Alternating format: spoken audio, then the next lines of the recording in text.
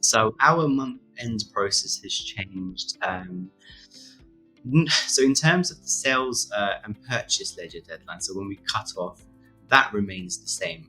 And we're quite lenient as a company in that we usually cut off around the 12th of the month. I know in other places it's a lot sooner, but there are reasons behind that. So that remains the same. However, we're now, because of Sage Intacct, we're able to process the next set of journals, so the sort of the general ledger stuff, a lot quicker. For example, the wage journals, which are coming through our CRM system. I'm sure we'll go on to discuss this a bit more, but we can now automate a lot of the postings with Sage Intacct. This may have been a feature which, it may have been in the previous system, but it's definitely been unlocked, so to speak, on Sage Intacct. So a lot of our journals are now being automated, whereas previously they were run on a CSV file and we would then have to import them in. So that's just meant that process has become a lot quicker.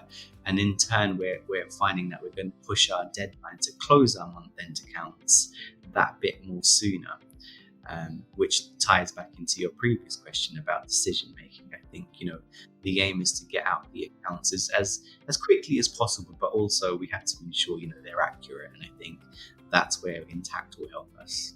So in terms of purchase ledger, sales ledger, we would cut off around the 12th.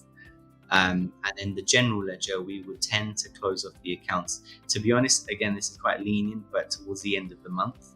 Whereas now we're sort of aiming towards the first day of the final week.